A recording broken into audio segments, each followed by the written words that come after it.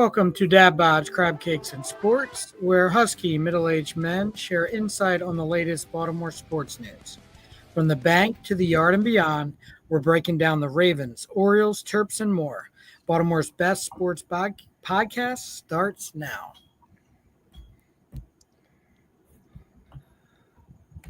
Okay, I Good was evening, expecting Jason. music, John. Yeah, I know. No music. Hi, It fellas. Great job, John. yeah, it turned off. Maybe we just need to. Yeah. Maybe we need to find somebody who knows actually how to do this music thing and have them make us a tape. Because every time I try to do it, it doesn't work well. So, how's it going, Michael? I understand you were playing the golf this evening? Yeah, like the indoor variety where there's alcohol served and it's like a bowling alley. So it was good.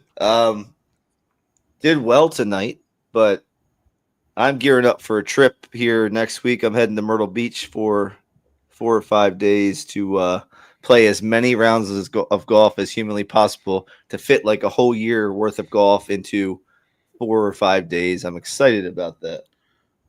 Oh, man, that sounds outstanding. And warm. It's like 90 degrees here, so in lovely Is it? Florida. Yeah. John, I understand you got arrested and you had court today because of it. Is that correct? Not really. I had to go to court today for jury duty. And I didn't actually have to like go do anything. I sat in this room for like 2 hours and everybody was just on their phones and talking and things. And you were each like divided up by whichever judge you were supposed to go to. Well, my judge was didn't have a name. It just said like Pod A on it. There was judges with names. So like a group of people had like a Judge Ramirez and a Judge Smith and things. But mine just that had like Pod A. So after a couple hours, they're like, well, it's going to be a little while longer. We have to see if they can settle this before they go to trial, blah, blah, blah. And then we go to lunch and we come back and we sit for another hour. And then they're like, okay, you guys are good. You're good to go. There's no trial. They settled it. So, yeah, it was exciting. It wasn't anything like the OJ trial or anything like that. Well, the last 2 times, the only 2 times I had jury duty, the very first time I sat in Towson, Maryland, in the courthouse and watched My Big Fat Greek Wedding on the TV, and then went to lunch. And when I came back, they sent me home. The second time, they started asking questions, and this guy had a rap sheet like longer than one of those Christmas lists that unravel when the children give them to Santa Claus. And they're like, okay, so what do you feel? Or how do you feel? Like, can you be unbiased? And I'm like, I think it's going to be hard for him to have to prove that he's innocent. And I'm pretty sure that's not how the justice system works. They're like, you're dismissed, sir. I'm like, terrific. Off I go. And they pay me my $13 for the day, and I move on with my life. So I'll rack that up to one of the most interesting things that I still haven't figured out in the world, and why we still have to go through it this way. But yeah, that's it. That's all I got on the justice system. How about you guys? Yeah, it was. I mean, I don't know if there was a lot of stuff going on, but there were like 200 people in this room, and they were like divided us up into like 5 different groups. So, you know, what did they give you for lunch? What do they pay you now? Is there been an increase in the rate for pay? Because I remember, like you said, Jason, I think it was like $10 or $15 they give you for go eating lunch, and then that's about it. Yeah, it was just $15. It was just $15. I don't know if they mail. So you realize that is slave labor.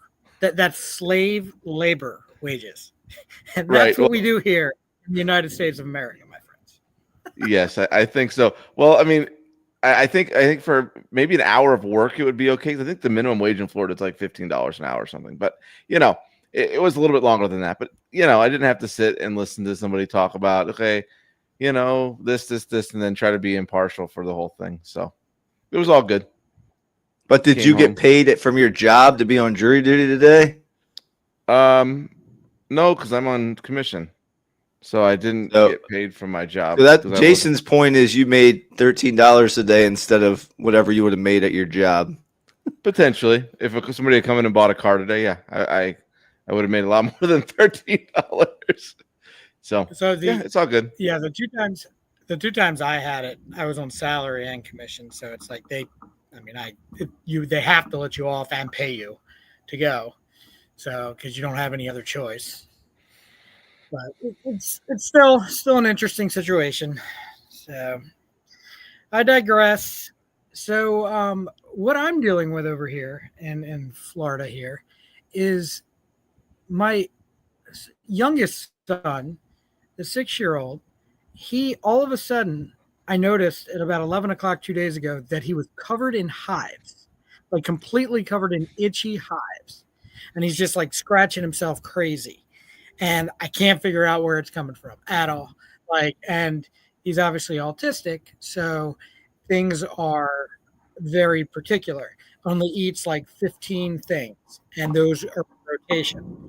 So trying to figure out, okay, well, he eats this all the time, so it can't be this. It can't be this. We're like, okay, well, let's not try this. And then we're going to wash his pillows. We're going to make sure it's not bugs, stuff like that. We went to the park. He does, I mean, he puts everything possible in his mouth. So it's like, did he get pesticides? Did he have something else? And this has been going on now for 3 days. The last 2 days, he hasn't had, like, in the mornings, it's fine. And then they just like erupt in the evening. And his face is covered and his stomach and his back. I'm like, holy crap. So Jess was talking to, she had a doctor's appointment today and just so happened to was telling the doctor. And she's like, what? She like described it and showed the pictures. And she's like, oh my gosh, I had the same thing. No kidding. She had the same thing 2 weeks ago. And she's like, was he sick recently? Like, did he have a sore throat or did he have strep throat? Apparently, it's from strep throat not being treated.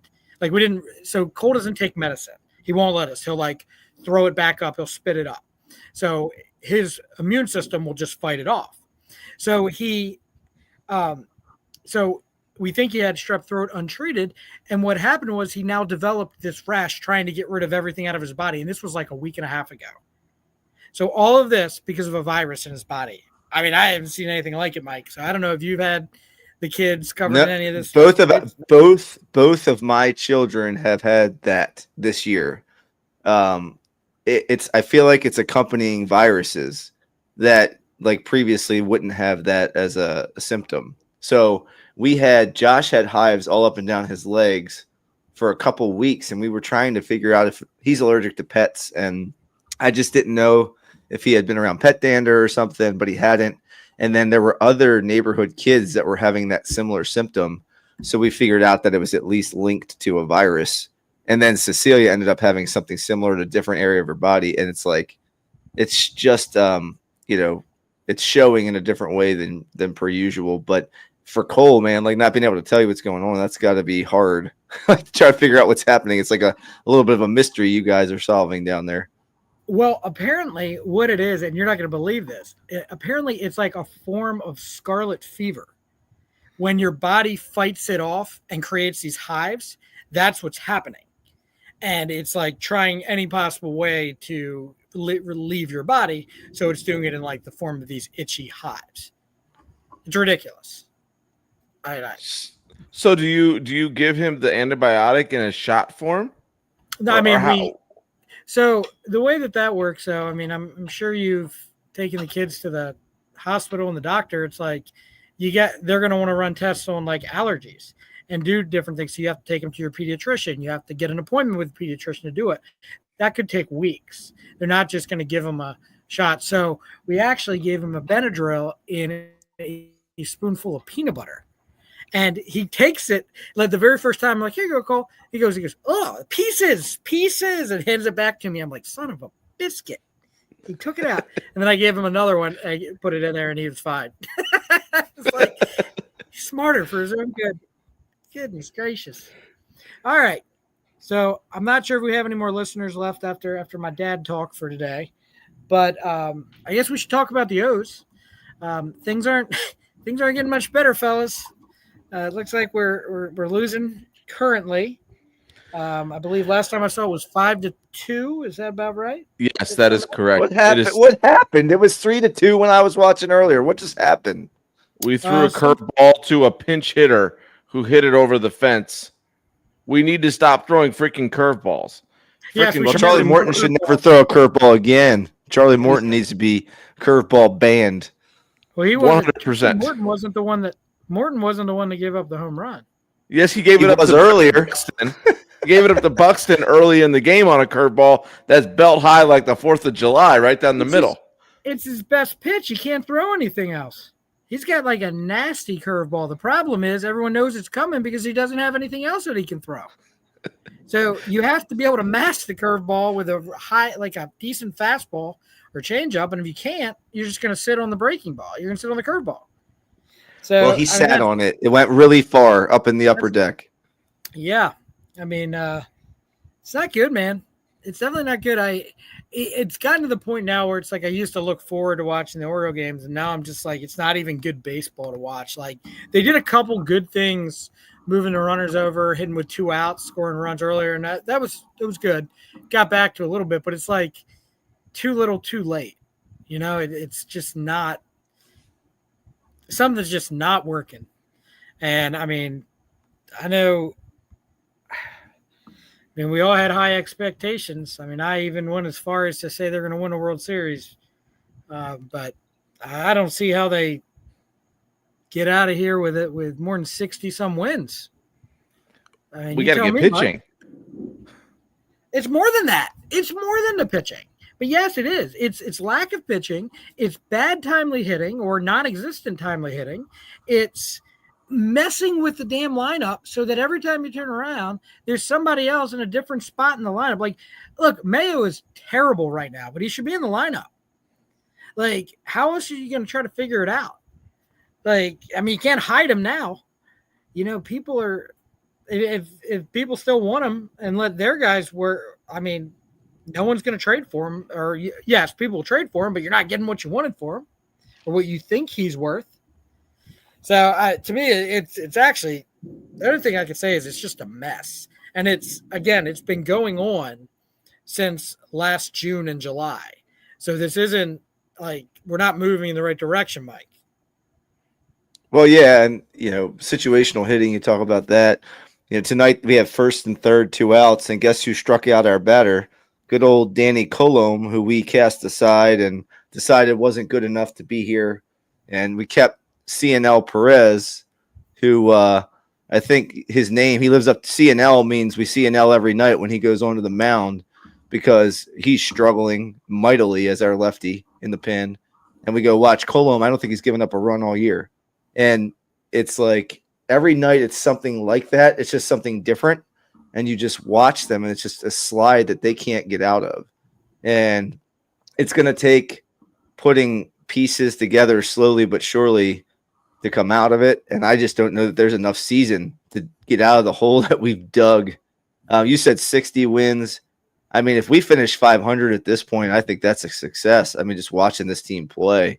So I don't even know if it's possible just because of the many issues. It's the timely hitting. It's the striking out too much. It is not moving runners over. It is not, we did throw out a base runner tonight. That was nice to see. It's, you know, bullpen pitches well, starters don't. Starters pitch well, bullpen doesn't. It's not complimentary baseball. It's all those things snowballing right now, and it's out of control. Yeah, and your all-world catchers, like, he's not even hitting – he's barely hitting my weight, and I'm not that fat. So, clearly, like, God dang. And it's everything. And John, it's like everyone was saying, any of the podcasts, anything you read, they're saying like this is the Orioles played all these tough teams to start off, which I don't take that away. I do think they played some playoff teams. They played the Indians, they played the Yankees, they played the Red Sox. Like that's going to potentially be a playoff team. Play the Diamondbacks. So good Royals, baseball teams. The Royals, and the Tigers. So, but they're saying, okay, well, now the road's a little easier. And you lose your first 2 games. Well, I'm assuming they're going to lose tonight. So you lose your first 2 games on the road. Yeah, I'm watching this right now. Holiday just goes down looking. But you guys mentioned the timely hitting. There was Mullins got a hanging breaking ball with 2 guys on base, yanks it foul. Whereas Buxton gets the hanging breaking ball with 2 guys on base and puts it 440 feet from home plate. Last night, Correa put one 458 feet from home plate. So my question is this. I was just reading, I sent you guys that one article about the Orioles team versus kind of these other teams with the rebuild. And then I was reading another one about Basayo and the guys at AAA. You got 3 guys down there who have had hits over 115 miles an hour off the bat this year. When is it time that we start trying to shuffle something like that up here to see if anything can get us some timely hitting? Because, clearly, like Holiday, what was hot. His dad was at the Nationals game, I think, and then moved his hands up. And I said the same thing to a friend of mine, that he should move his hands back to where they were last year. But he, he's been hitting the timely, and tonight he just didn't do it. But I don't know. Do we need to shuffle? Do we need to do a shuffle, bring some guys up, sit some guys on the bench for a little while, do something? But when we get the pitching back, I don't know if that's going to even help. Well, so they did. They brought up Mayo, who was tearing it up a little bit, like doing very well in AAA. And you see what's happening. Basayo's been on the injured list down there. I don't know if he's off yet because I'm trying to focus on here because I don't think he's ready to come up and be a full-time major leaguer yet. But what? So let me ask you this, John. So we're watching bad baseball. It can get worse. Dylan Carlson is not a major league baseball player in my eyes right now. Okay. And I don't know about Basayo. I know that I'm very high on him, but I don't know if I'm high on him just yet. So, Mike, I'm not ready to just start bringing all the minor leaguers up yet. But, if Basayo starts going on a tear and ends up being the most productive hitter in AAA, then yeah. But I'm not ready to go ahead and do that yet. Yeah, at what point in the season do you determine whether you're going to be in or out, I guess, is the question. Because if it's going to be a lost cause, then you might as well suck just real bad and let your young guys play, get rid of your veteran guys, let your young guys play, record out the window. You've seen it happen before, right? They're not going to advertise that they're not trying to win, but they just give all these young guys an opportunity to play, and they cast aside their veterans. They see what they can get. They reload the farm system, call it a lost year, and then try to come back next year with whatever they can do. My problem with that is Mike Elias, because he refuses to go out and sign real talent onto this squad that's going to be here for more than a year. And so eventually you're going to need a real veteran player on this team that's going to take them to the next level, to relax the bats when things like this happen, to relax the entire clubhouse, and just get everybody feeling more comfortable. Can they do it without that addition? It's possible. Absolutely. They did it last year without too much. They had McCann. They had James McCann. But other than that, they did it on their own. But when it got to the playoffs, you saw what happened. So to me, the issue is, yeah, you could end up doing that, John. You can bring those guys up here, but is there a number of games that we have to be below 500? Is there a point in the season? We have to get at least a quarter into the season, I would think, before we even start thinking anything about any of these types of decisions, right? To me, it's we're only a month in. Okay, I'm not ready to yes, it's frustrating, but not only are we only a month in, we did just talk about this schedule easing up. I'm thinking, Mike, that if they go through this stretch this month and play 500 or below baseball, then you start having that conversation. But then the excuses will be, well, now Kowser's coming back and Westbrook's back now. And, Grayson, okay, he's going to start throwing now. And then Eflin and all these guys, which is great. But I'm not sure if you can count on all those guys. I know you can get, Kowser and Westbrook, they're going to be back. Okay. I think they won't be a problem. But as far as the pitching, I have no idea. No idea. So, John, yeah, I see you over there jumping because Greg wrote in there and agree with you. Finally, someone agrees with you on the show. But I will tell you that I still highly disagree that you cannot, just to try it, bring up minor league players. They lost, by the way. Just want to let you update. They lost. Shocker. No, I was yelling at the TV. I was yelling at the TV without yelling at the TV. Yeah, Because how I do just, you? He threw 300-mile-an-hour fastballs to Holiday, 3 of them, and Holiday watched 2 of them go by. And I'm like, man, how do you do that when you know what's coming? And then he threw a splitter to Kerstad that just ate him up. Sorry to interrupt you there, Jason, but I saw it just flash No. across the screen. I mean, John, I don't mean to keep picking on you, but I mean, Major League Baseball is like hitting a baseball is the majority of the pitches that come in, you're guessing what's coming. So maybe he actually didn't know what was coming in 3 times. And the reason why it kept coming in is because he wasn't hitting it and he wasn't swinging at it because he was locating it like extremely well. So let's be easy on the, if you want to pick on someone, I wouldn't pick on the 20-year-old that's actually hitting above his weight right now. I'd pick on the other ones. I mean, What I'm gonna why your all-world catcher isn't hitting and why your all-world shortstop is barely getting along. Like, let's figure this stuff out and start moving along. I mean, it could be, Mike, that they know that the only guys they have in the lineup are these guys, so they're not scared to throw to them. Or not to throw to him. Here's my thing, Jason, with this is we're going to figure out sooner or later if Adley Rutschman is Jason Varitek or if Adley Rutschman is Joe Mauer. Right now, he's Jason Varitek. He's going to be behind the plate every day, hits both sides of the plate, hits 250, and becomes a leader on the team and becomes the captain of the team like Varitek. Or he's Matt Wieters. He's Matt Wieters. He has the same numbers that as Matt Wieters had through almost identical number of games. Actually, Matt Wieters' numbers are better than Adley Rutschman's numbers. They were. I'm serious. I was looking at the same thing the other day. And Wieters had a better throwing arm than Rutschman does. Because remember, he played closer in college. But that's a tough one too, John, because it's like you know just as well as I do that you don't steal off the catcher, you steal off the pitcher as well. So it's like, yeah, I mean, Adley Rutschman has an above average major league arm, but I think we have an organizational problem with holding guys on, and we have for the last 3 years, and it's embarrassing. Actually, it's not even funny. I think Burns had the like the 3rd or 4th slowest to the plate last year. I think or something like that. But again, as I'm reading these things, when do we start blaming Elias for not going out and getting starting pitching, going out and getting the arms and things that we need? Look at what they did in like that article I sent you guys. Houston, they bring in Cole, they bring in Verlander, they have, they bring in Beltran. They have these guys there to lead the team and to help those guys utilize their talent.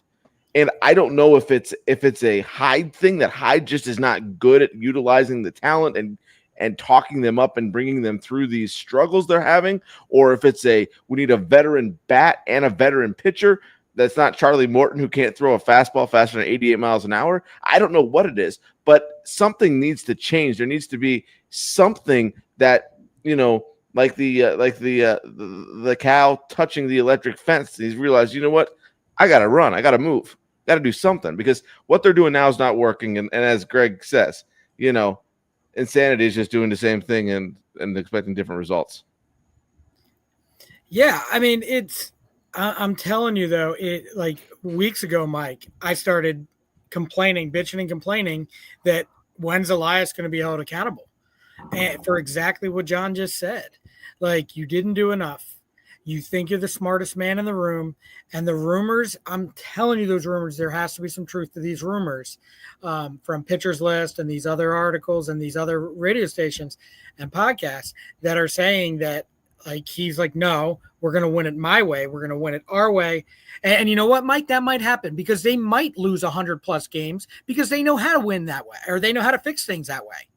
If you're picking at the top of the draft every single time, you're going to do better. Okay. You're going to get better draft picks, but you have to do it at the major league level. And he has yet to do it. Yeah. He got lucky on the Eflin trade. That's the only one that, I mean, I guess you could say Dominguez, I'm okay with. Fine. I was done with Hayes anyway. And I think he was done being here. So it's to me, he hasn't done it at this level, Mike. So yeah, I mean, to me, it's you can put the blame now on Elias. I think that fans have been up in arms all offseason about what Elias did. I think, even us to a degree, we're just saying, everybody relax, let's see what happens. And I mean, in the back of my head, I'm thinking, man, they didn't do very much this offseason to make the team very, very strong in different ways. That you lose a Santander and then you plug in a O'Neill who's injury prone, and guess what? He's hurt. Are you surprised? I'm not. Also, you think that you're going to go ahead and solve a Corbin Burns loss problem by adding, Charlie Morton and Sagano. And let's give Sagano his flowers because he's done a nice job coming over from the Japanese league, and he has pitched very well. So give Elias credit for that move. You have to give him credit where credit's due. But that was not enough, not nearly enough to replace what Corbin Burns gave you. Because it wasn't just Corbin Burns' ability to get people out. He raised the entire level of the team, because when you slot a Corbin Burns in as your ace, it takes the pressure off of every single starter in your starting rotation because they understand they don't have to do that every night. And when they do, man, look at how good we're playing. And the same thing has to happen in the lineup. You need to find a strong bat that can hit 3, 4, or 5 in the middle of our lineup, and that is a veteran player who's done it before, so the rest of the guys can just relax and complement that player. And that is why I was like, let's go get Vlad Jr. Like, look at him in our lineup. Put him in your lineup. Everyone else can relax. He'll hit you his 30 to 40 bombs. He'll hit his 280, and everyone else can just do what they can around him, and you don't have to be the man if you're in that lineup. But we did not do anything near that. Not only did we not do that, we didn't even go anywhere near that. We decided that we're going to bring in veteran guys that don't bring anything baseball to the table. We're going to get Charlie Morton on the very tail end of his career. We're going to bring in, Laureano, who has not really been a solid major league player. Tyler O'Neill has had a couple good years, young, kind of like another just grasping at straws, trying to see if that's going to be the next guy. You can't do that. You have to find real players that have done it before. And that's what we have not done. Yeah, and like if we talk about the pitching in general, it goes back to exactly what I just said about the doing it at the major league level. I mean, they apparently in the offseason were in on Fried, we're in on Snell, we're in on Hoffman, we're in on Clay Holmes.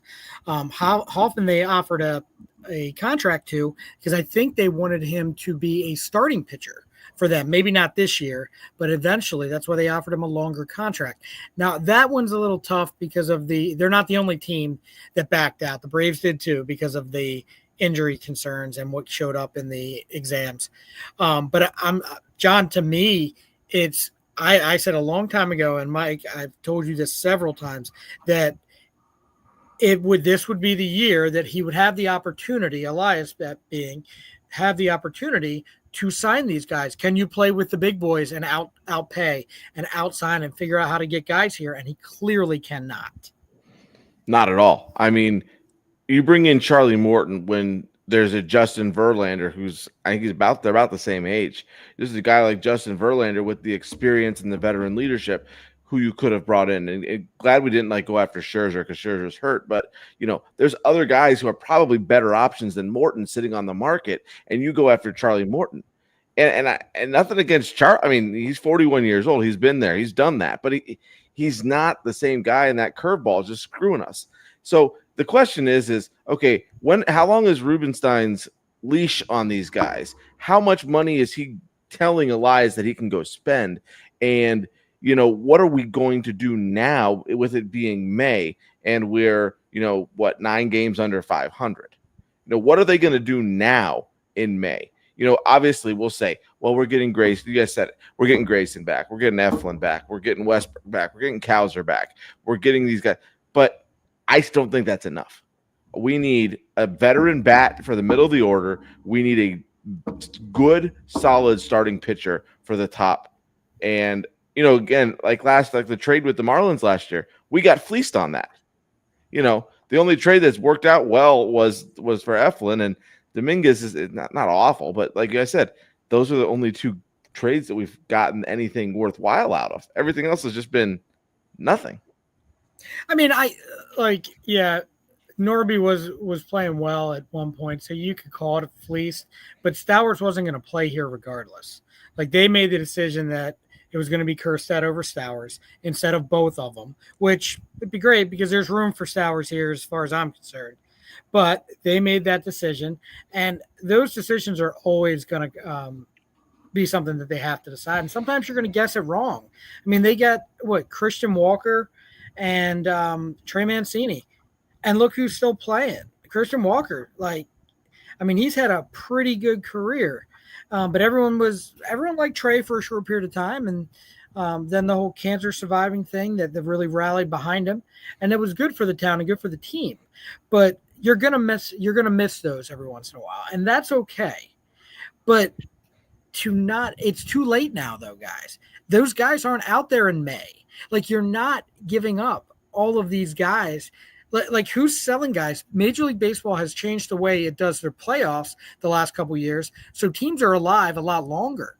So, Mike, these big bats aren't available, and these aces aren't available. So what's the alternative? You're stuck with what you have. Or sell what you have and wait till next year. I mean, there's no alternative. You're not going to find anybody, not at this point in the season. I mean, I agree with you on all those fronts.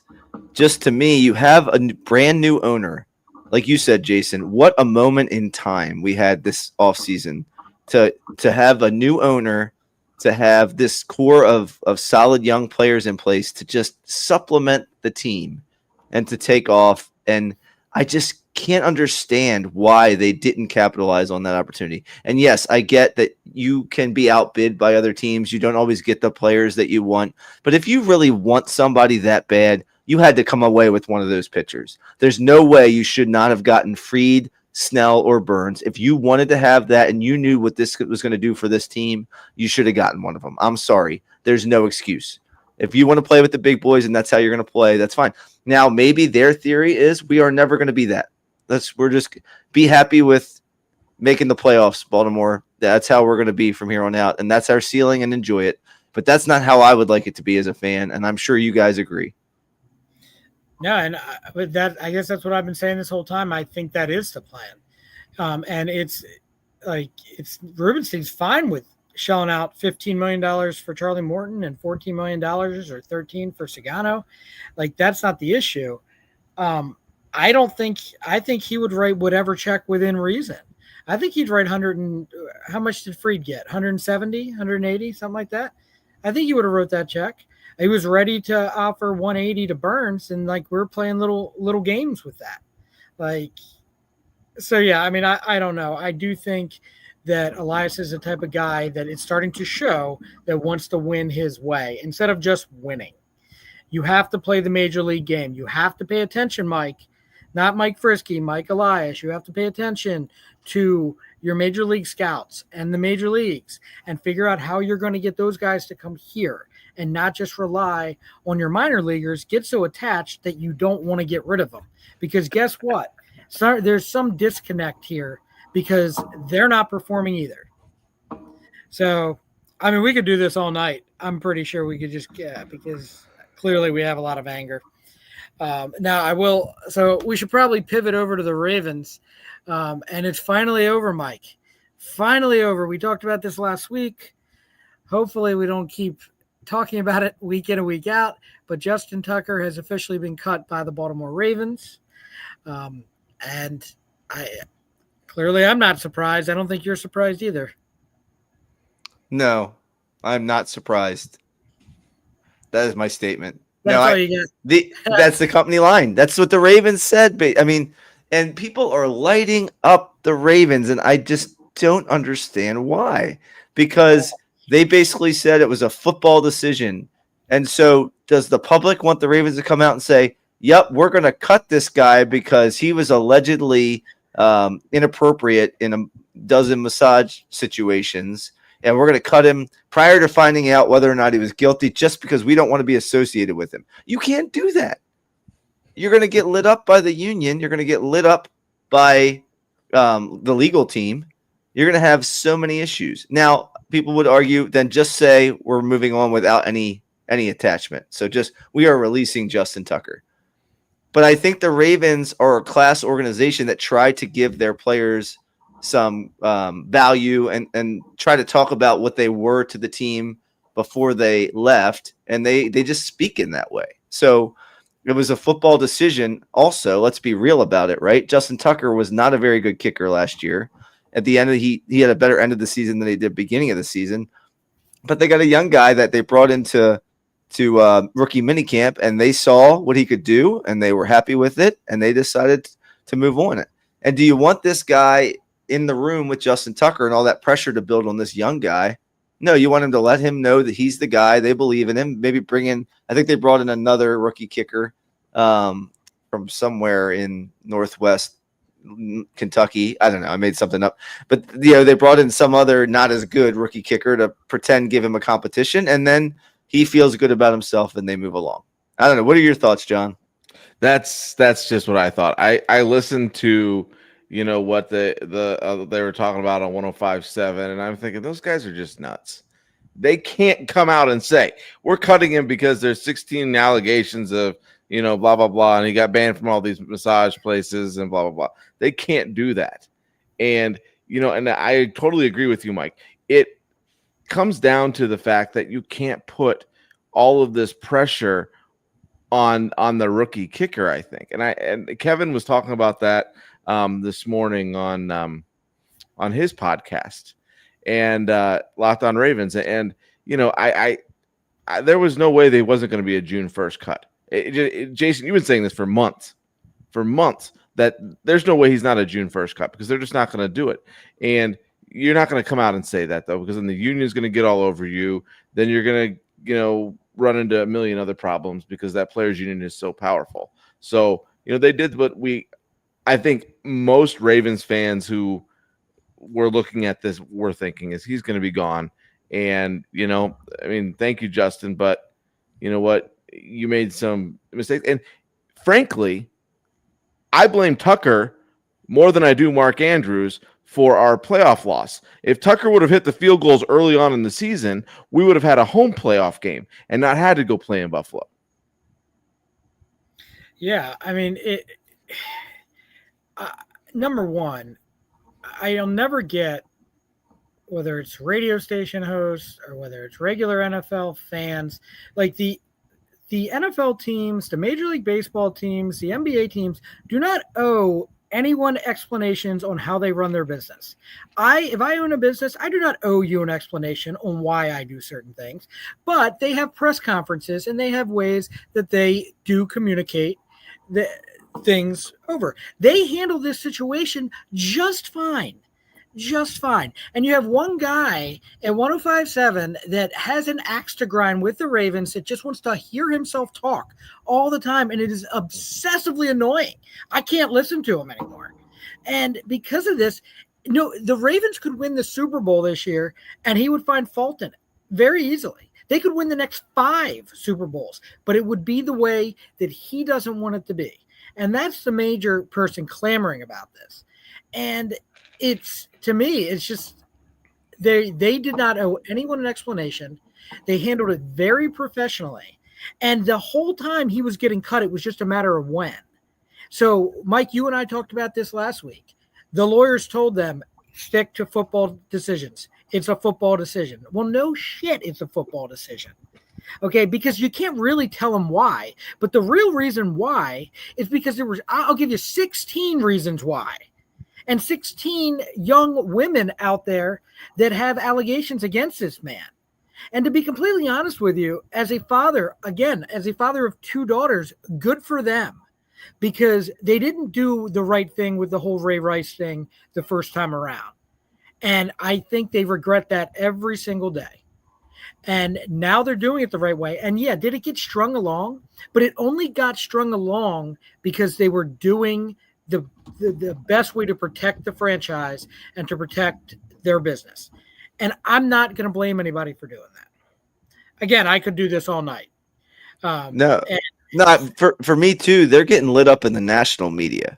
And to me, it was that comment that they had made when the Deshaun Watson stuff was going on about having a zero tolerance policy.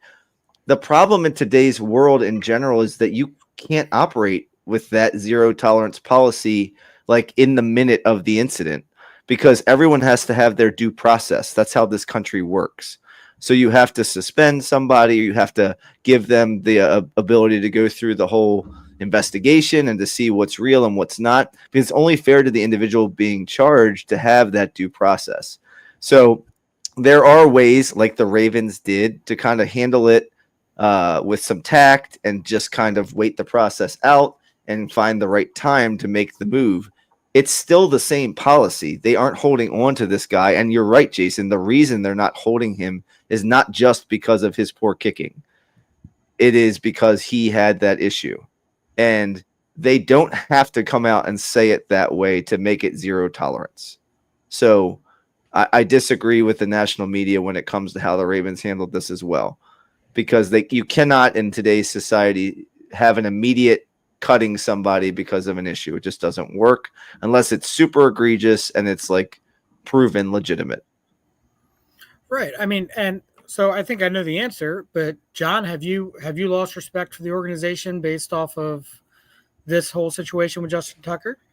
Not at all. I think most people haven't. Right. I guess that's my point with all this. Yeah. Getting blown out of proportion. And Mike, you haven't lost respect for the organization. Like, you talk very highly about the organization all the time. No, they're one of the best organizations in the NFL. If I wasn't, look, I have friends that hate the Ravens.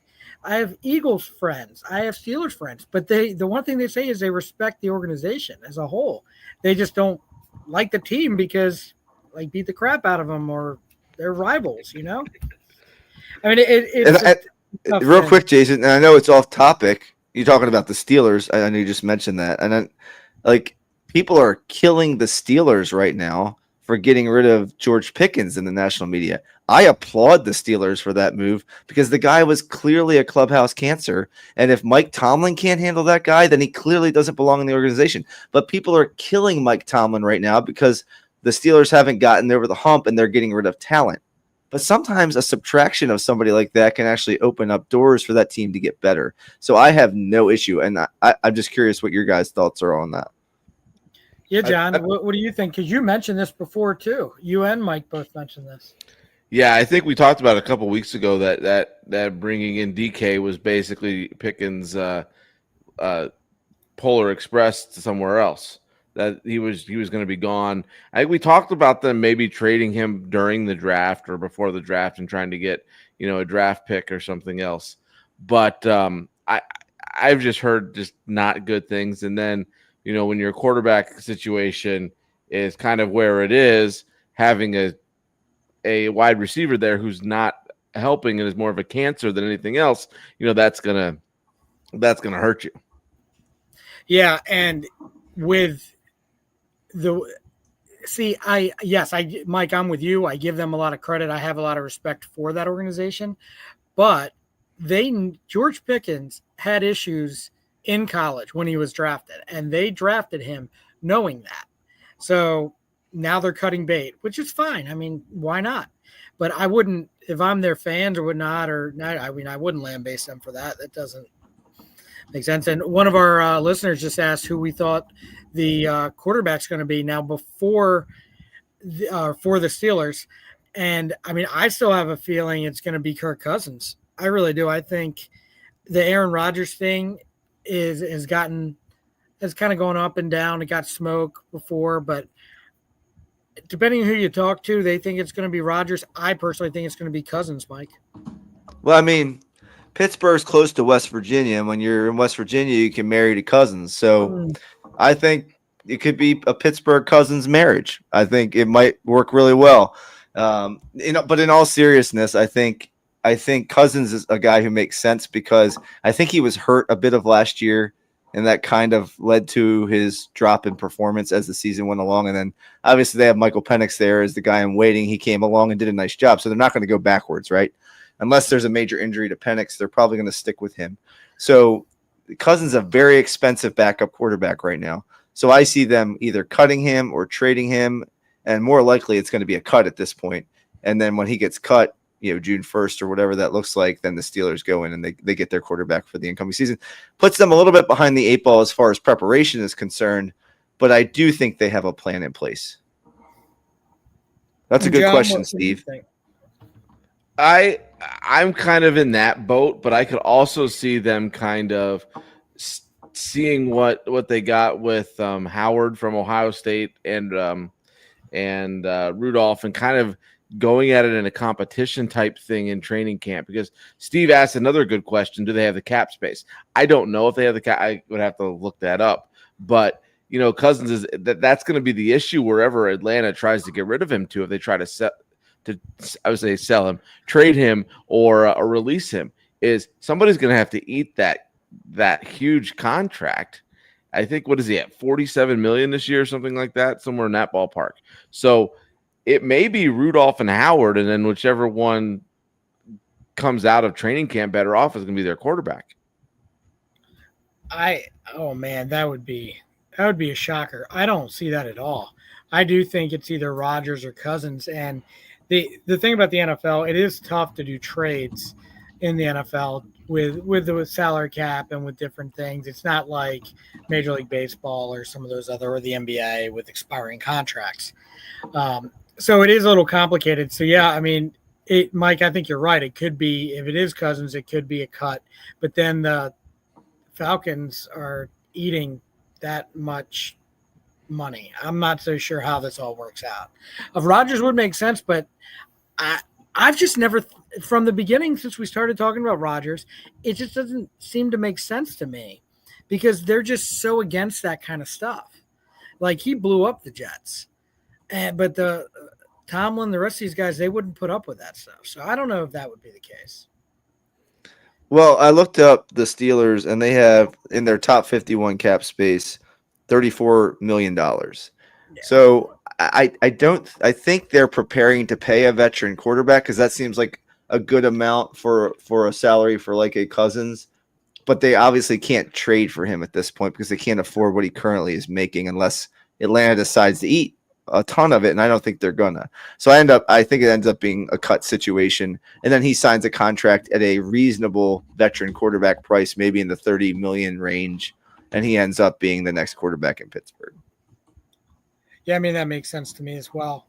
So I guess my last question for you guys, and we can start with you, Mike. I mean, are the Ravens the favorite to win the AFC North?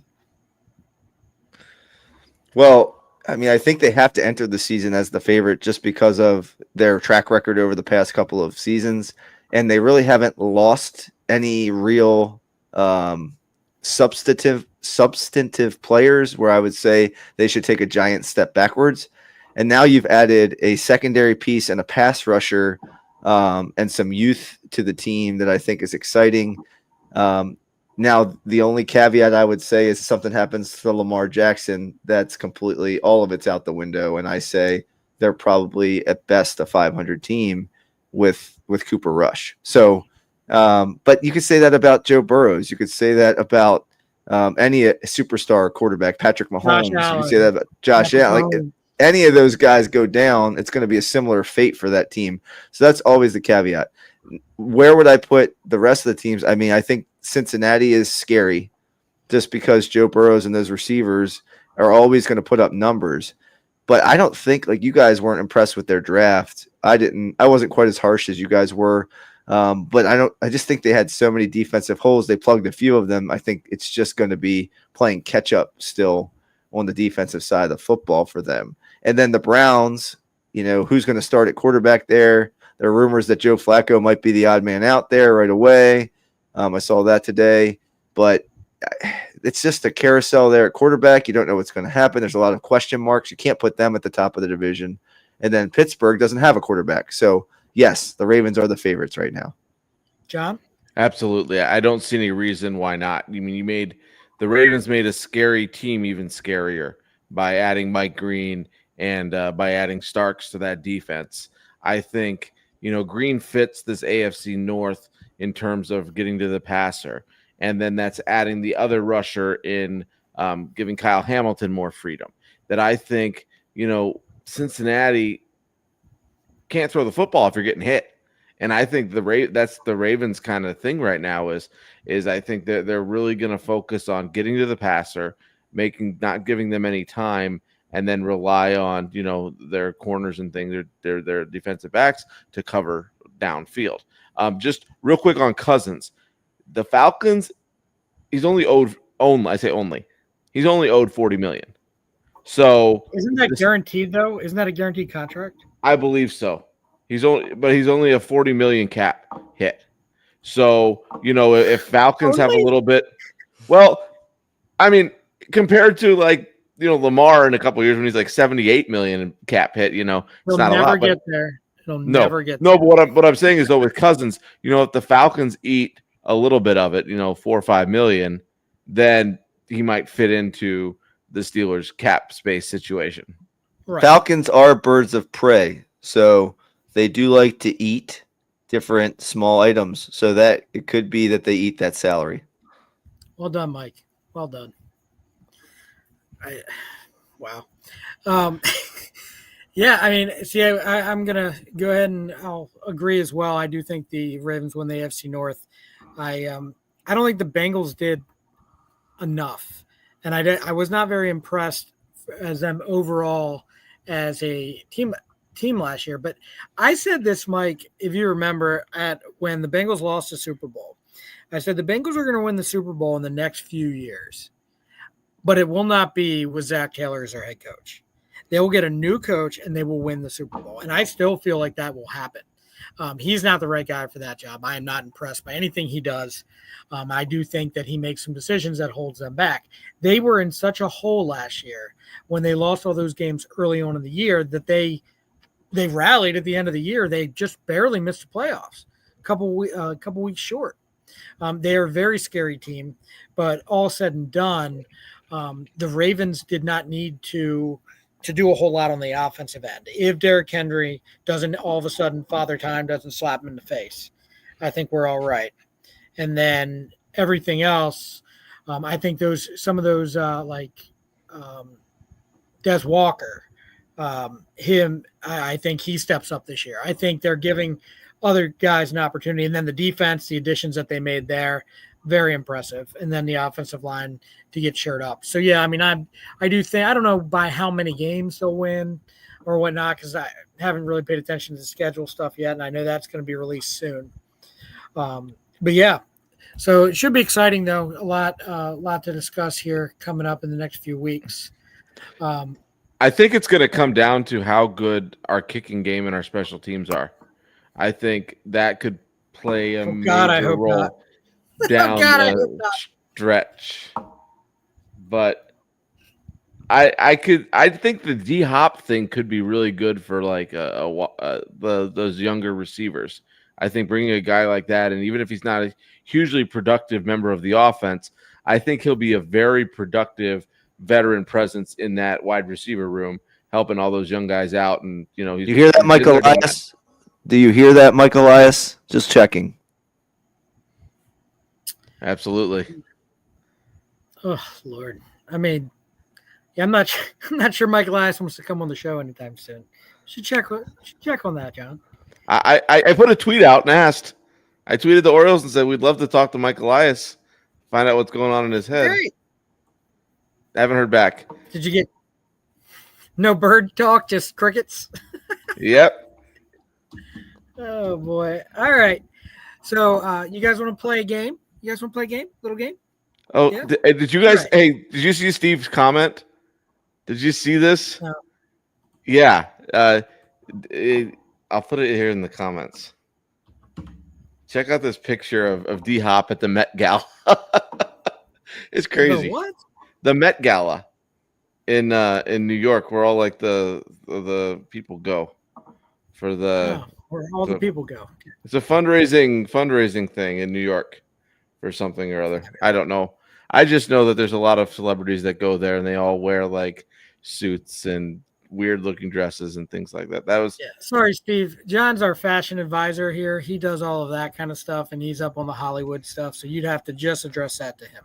I'm not. I just literally searched it and put it in the comments here so you guys can take a look at but this. Did you see Mike or myself do it? No, you did it. So I am correct. You were in charge of that.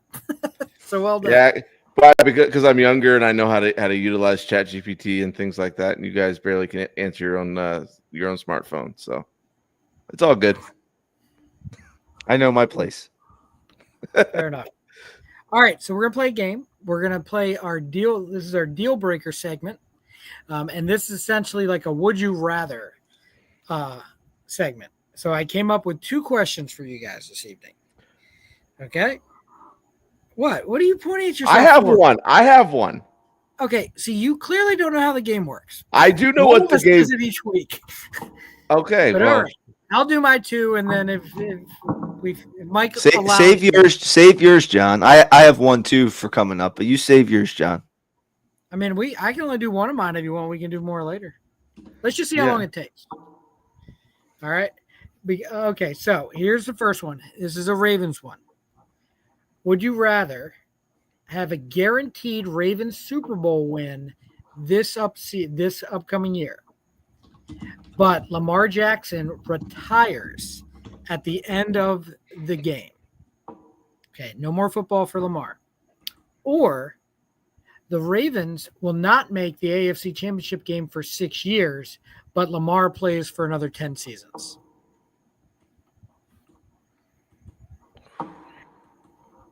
I'm taking the Give me Super Bowl. the ring. Give me the ring. Listen, I've had the pleasure to watch Lamar Jackson play football for what, 7? Is he the 7th or 8th season? I don't know. I lost track.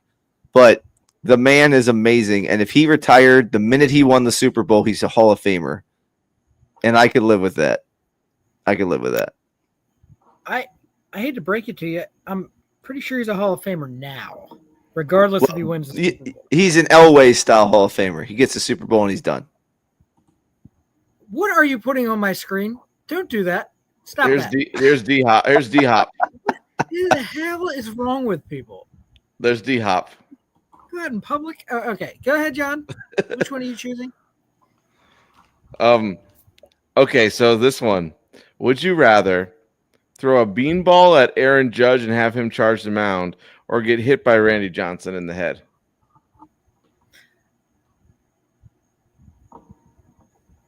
Oh my Charge God, the mound. what's wrong? Yeah. I'd rather have Judge charge the mound, and I'm going to have somebody bigger step in front of me to save my life. Or you just hit him in the Ghiblies. I don't think I can get up from a Randy Johnson. Did you see the bird that Randy Johnson hit? Yes. Absolutely. Okay. Oh my God, that was no fun. Oh, I wasn't telling you to do your question, John. I was asking you what your answer to mine was. I told you. I told you. I would rather. I'd rather take the ring. 100%. Oh, I'll take the ring all day long. I don't know. I think I'm a little more conservative since we already have 2 rings. Because I'm not saying he won't win a ring after the 6 years are up. Because then he's only 36. Because he's going to be 30 at the end of the upcoming season next year.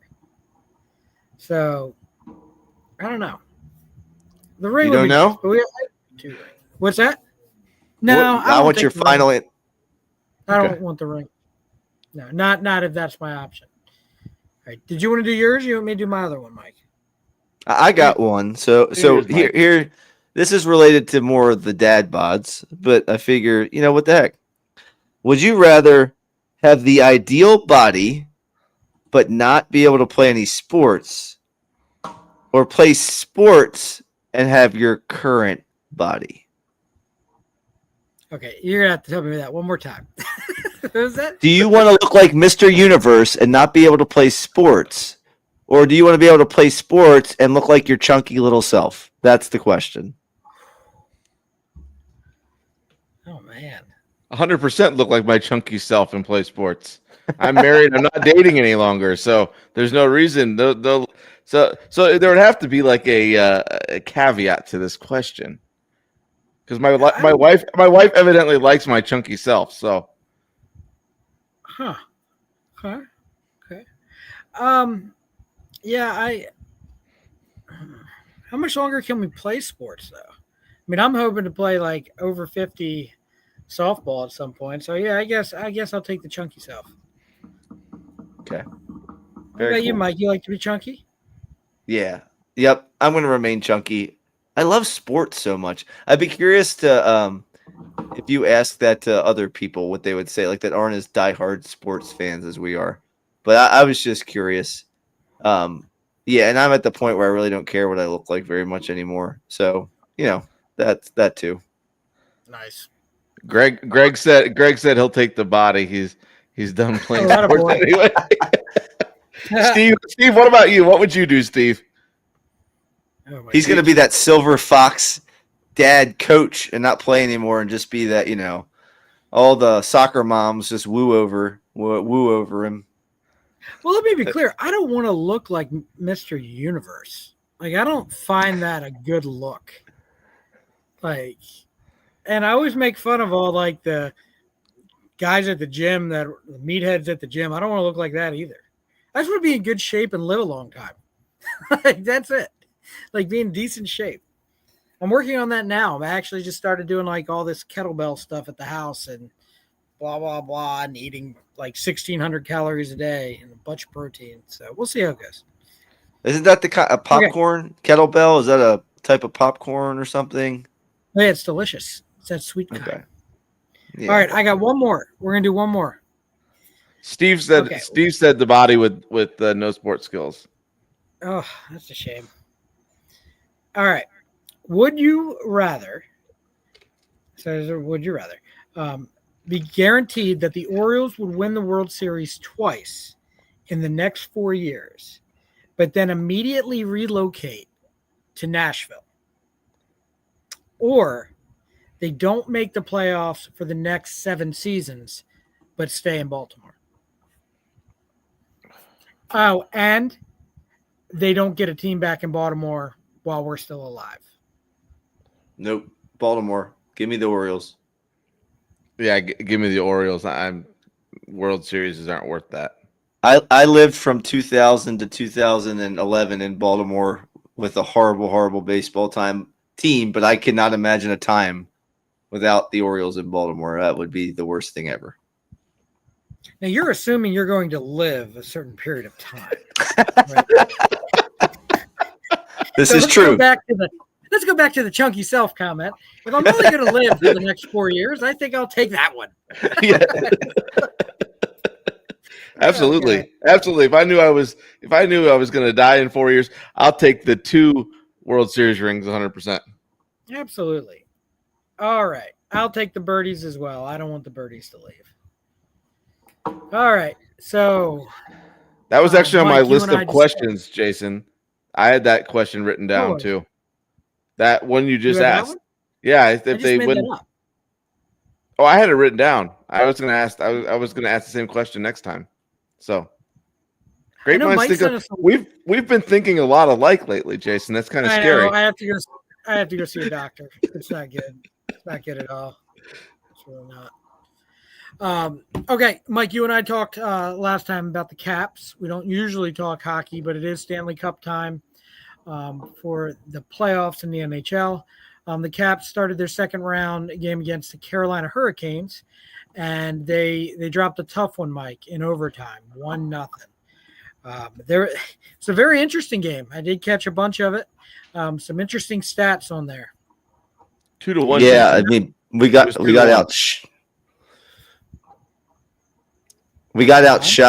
We got outshot by a lot, and the high pressure of Carolina was a major issue. The biggest issue I had was the sports bet that I placed and lost. I think I sent it to you, Jason.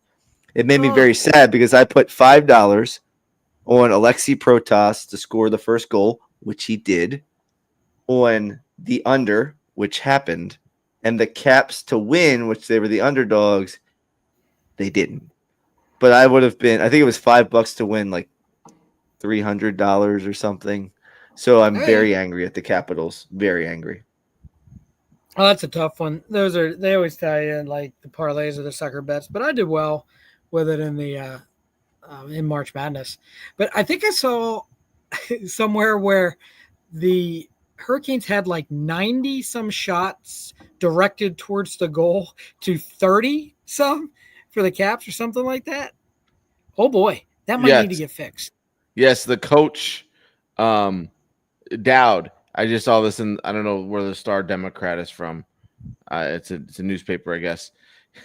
He goes, you can obviously go down 20 different alleys, but he referred 94 twice as the number of shots attempts Carolina had in game one compared to Washington's 34. So almost three times as many. That's insane. And then Washington's goalie, Mike, you did say last time that he needed to step up and that him coming back was going to be a key. And I thought he played outstanding. It's so much when you have that many shots. And then you couldn't muster a whole lot. I think we scored first. Obviously, you sent your bet. But I don't know. That's a lot. And I can't get this out of my mind because it's like, how do you go in and totally get a game plan to say, okay, we're gonna completely change what? That's a style that Carolina chooses to play, which is all out aggression, all out towards, and that's what causes that. So if you're the Caps, what's different in game two? I think if you look at what the Caps coach is saying, it's just cleaning up some of the issues and handling pressure better. So being able to handle pressure with poise in sports is a huge character trait for a team. They did not handle it well after playing Montreal in the first series. They weren't ready, I think, for that level of pressure. And I think they'll practice with the idea of how do we handle pressure? How do we clear under pressure? How do we build our attack out of pressure? How do we maybe get some more power play opportunities because of the pressure? I think a lot of that is where they have to work. So we'll see. I'm not a hockey expert by any means, so I can't tell you the detail of that game plan. But to me, it's in being able to handle the pressure and the shots thrown at goal constantly, and maybe finding, if you're pressuring high, right, shouldn't there be opportunities to counter somewhere in that pressure? So to me, that makes sense just as far as sports are concerned. Yeah, I believe the Caps missed a couple opportunities on something like that, where they were going back the other way, and they just didn't go in. It didn't work out. If they can get more opportunities like that, steal a couple here and there, it was going to be a tough series. I know they're not the favorites. John, have you been able to take any time to watch it? A little bit.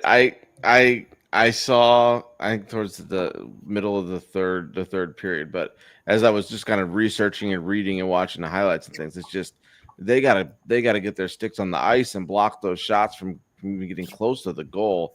And their coach is saying that they got to, start getting the puck, more in front of the net of Carolina. But then here's the other thing, and I don't know how much this plays in, and I know, in a more contact sport like hockey, 5 days off is either a blessing or a curse. Because I think the Hurricane only had 2 or 3 days off, I think, and the Caps had 5 days off. So what I wonder is how much does that time gap affect how you're playing, your cohesiveness, and then how hard can you practice in those 5 days to simulate the games, to do those things, to keep yourselves up and ready. And that always game one, that's always kind of a question for the team that has had a longer time off. Yeah, that seems to be the question, across all sports that have those different series, like the Orioles and Rangers a few years back when the O's sat and waited because they had won the division, and then the Rangers came in and swept us. Same thing happened to the Dodgers with Arizona. It happens, but hopefully they'll bounce back and give a good shot. See what works out. All right. Well, is there anything else you guys want to talk about before we do our blast from the past? Did you say you had a surprise again, Jason? Did I what? I don't know. I thought you said you had another surprise. I don't know. No, I said I was gonna possibly do something a little different, but I kind of went back to the old ways. I got you. Okay, yeah, Mike, I'm ready for blast. I'm ready for blast Are from you the past. prepared, Michael? I have a player. I have to find them. Why don't you tell everybody what we're doing here, and then I'll start with my player. Sure. So our blast from the past segment is a game that we play amongst the three of us, a trivia game where we try to guess a player from the Orioles past that we may or may not have remembered played for the Orioles. They didn't stick around too long. They may have had a big impact, a small impact, but this is our blast from the past segment. All right. Well, my player is a older fella now, but he debuted. He was born in 1976, but debuted in 1999. He played for the Oakland A's, San Diego Padres, Orioles, Cincinnati Reds, Colorado Rockies, and the Dodgers were the teams that he played for. He was an all-star in 2003 with the Oakland A's. He played catcher for the Orioles. And he played catcher from 2006 to 2008. Read the teams again. Oh, it's the poopy years.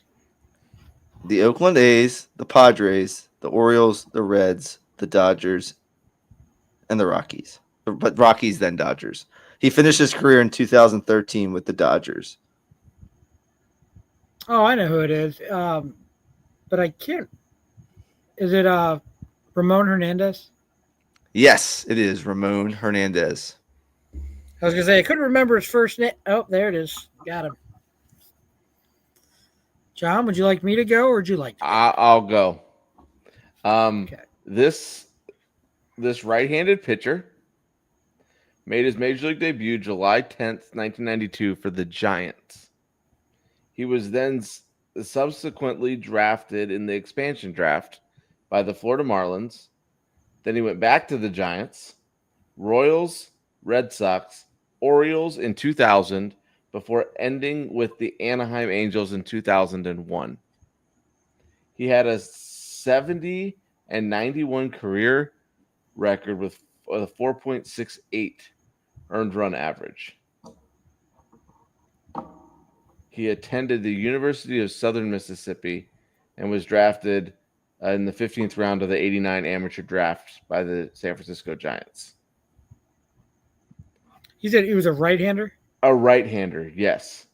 He pitched a one-hitter on the road in 1995 on a bloop single that could have been considered an error, and could have had a no-hitter. He played for the Orioles, like I said, in 2000. He was, let's see. What was his record in 2000? And he was a starter, I'm assuming? He was For them? Yes, he was. It wasn't Kurt Ainsworth, was it? No. That was a little later. Yeah.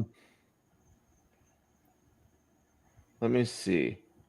He started the 2000 campaign 3-0 for the Orioles. Then learned his father was ill with a lethal bacteria infection sustained from cutting his leg while fishing. The infection caused the leg to swell up 3 times its normal size and put him in a coma. He then ended the year 9-12 with a 5.90 ERA and 106 strikeouts. Oh, this one's going to piss me off. I remember that. He quit. He didn't quit. He was away from the team for a while and returned August 18th against the Royals and retired 17 consecutive batters before being lifted. He was granted free agency October 31st, 2000, signed with the Angels. Is there any other way we would know this guy? Did he play on any playoff teams? Not really. I thought that clue, that's the only way I knew him, was from the dad getting an infection and things halfway through the season. Oh man, I don't even. Let me see. I'm trying to see if there's anything else in here that would Marlins. give what. Yeah, is the Marlins that you'd probably know him on the Marlins from the Marlins championship team. He was on the '97 team. Yes. Or no. Lemon Hernandez didn't play for the Orioles, did he? No. He got traded in the middle of. He also didn't go to Southern Mississippi or wherever it was. Right. Yeah, that doesn't sound like where he went to school. He took a northern. He hung out with Brett Favre. Yeah, I don't know. Yeah, he took a northern cruise ship to the to the United States on a life raft, I think. That's why Jason's good at this game, and I just throw out names. Yeah. Let me see. I'm trying to see. You said something about being traded. Yeah, he got traded that year. The Marlins won when the Marlins won the World Series. He got traded to the Giants. Let me see. Yeah, he played in the 1999 playoffs against the Yankees for the Red Sox, and then went to the Orioles. Wait, he played for the Yankees? No, the Red Sox in 1999 played in the playoffs against the Yankees. Never a all-star or anything like that. No, I don't. It was just I just thought that I just had remembered him because of the dad with the triple-sized leg with the fishing accident. I mean, it would be a guess, and I don't even. It's kind of embarrassing because I don't even know. It's not Bosky, is it? No. I take a lot of guesses that are embarrassing, Jason. It's okay. Yeah. I don't know. I named the players who aren't even on the Orioles. All right. So who was it? Pat Rapp. Oh crap! I didn't even think he was that good. He had a couple stellar. 1995, he was stellar. He was 14-7 with a 3.44, and he was 11-2 after the All-Star break. He was really good for that expansion Marlins team, like when they were right in their infancy. Yes. I remember that. Yes, he was. And then he had a very low ERA throughout his entire career, and he's not a 500 pitcher. Pat Rapp, Steve. Yeah. I just remembered him, John. I just remembered him because of the dad thing with the fishing accident. Oh, give me 1 second. I'm trying to come up for something for Steve here. All right, so Steve's a friend of mine from down here. He grew up in Severna Park. Got it. Okay, so let's see here. So Jason's doing a blast from the past for the Ravens. Our listener Steve asked for a blast from the past for the Ravens. I'm actually not. I was going to, but hold on. I know this is great radio and great stuff. Okay, I actually do have one for you, Steve. So this former Steelers safety, defensive, played in the defensive backfield, played for the Ravens in 2001. Okay, he played 15 games for the Ravens. And you guys, Mike and John, cannot guess it. Okay, you can tell me afterwards if Steve can't get it. This guy is in UCLA's Hall of Fame, and he was he made the all-decade team for the 1990s for the Pittsburgh Steelers, and then signed as a free agent with the Ravens in 2001. And let's see.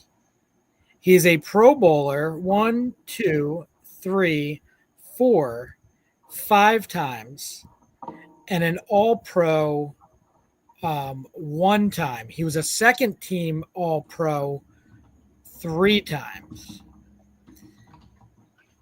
Okay, safety for the Ravens. All right, so while he's thinking of that, I will do the blast from the past for you guys. So I'm trying to multitask. Sorry, guys. All right, so my guy, he played from 1991 to 2008, so 18 years, and was a relief pitcher. He started with the Blue Jays in 91, was on the World Series teams of 92 and 93. And let's see. So after the Blue Jays, he played for the Mariners, the Orioles, the Cardinals, the Phillies, and then the Red Sox. And we're on a couple teams for the Red Sox.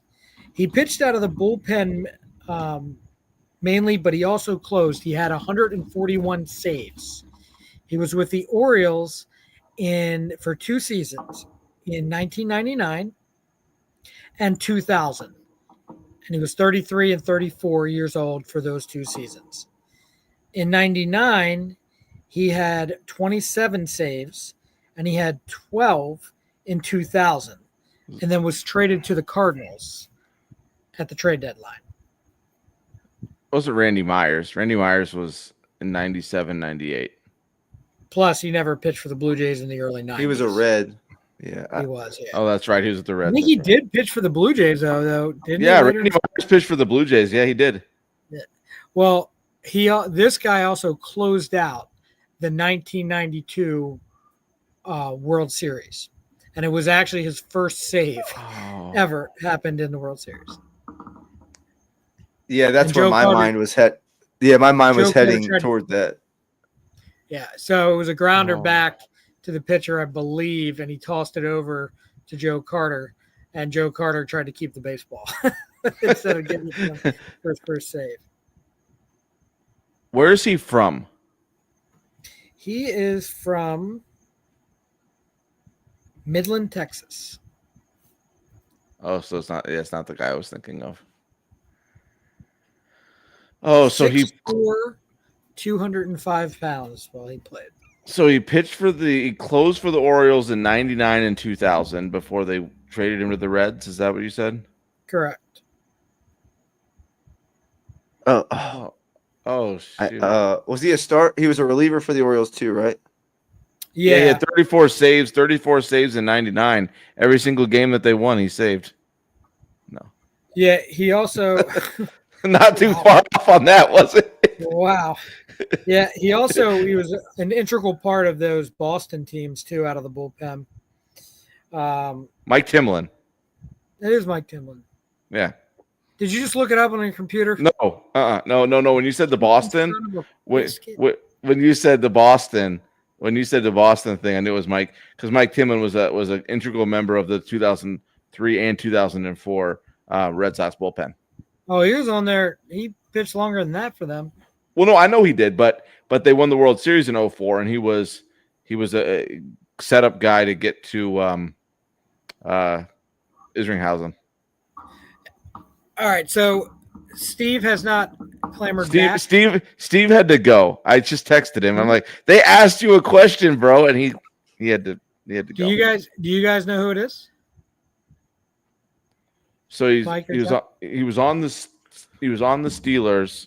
Steelers And legend. all decade. He wasn't was he a cornerback for the Steelers also? Ish. He was a defensive back. Rod Woodson? No, Okay. I mean he's in the Hall of Fame. Right. This guy's not in the Hall. Lake. It's who? Carnell Lake? Is that Carnell who it is? Lake. Oh. Monster, an absolute remember. monster. Hmm. I didn't realize he played 15 games for the Ravens though. But because I know he was like their veteran signing to kind of like sure things up. But all right. Well, played lots of games, had a lot of fun. Yeah. Talked- Jason, are you kicked out of your house? Are you on the front porch or something? I'm on my deck. My what do you call it? Screened in deck that overlooks. Have you seen the beginning of the Flintstones where like they come in the house and then they start putting the Dino outside? Like that's what I kind of feel like where you ended up. Like did you do something wrong? No, so my office where I'd usually do the show is attached to my bedroom. I have an entire office with a bar, and it's pretty cool. And then Jess's desk is behind mine, so that's our office. But there's a doorway leading to my room that does not have a door. So Jess is exhausted. She was going to bed, and I would be keeping her up. So I'm out on the porch, which is outside of my office. That's very considerate of you. I know. I got kicked out. You're right.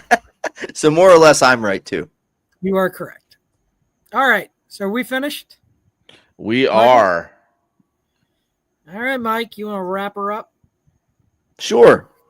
that's going to wrap it up for this edition of Dad Bods, Crab Cakes, and Sports. Thanks for hanging out with us this evening. Don't forget to subscribe on Red Circle, Apple Podcasts, Spotify, or wherever you get your podcasts. While you're at it, please leave us a review. It really helps us out. We're trying to spread the good word about Baltimore sports far and wide. Be sure to follow us on social media for more behind-the-scenes action, memes, bad sports takes, bad jokes. You can find us at dadbods_crabcakes_sports on Instagram and at dadbods crabcakes and sports on our Facebook page. Have a question or topic you want us to cover? Hop on an episode like we did tonight, or hit us up at our email, dadbodscrabcakesandsports@gmail.com. You never know, we'll just shout you out on our next episode. Until next time, keep rocking those dad bods, eating those crab cakes, and never miss the game. Adios. Sight Chin.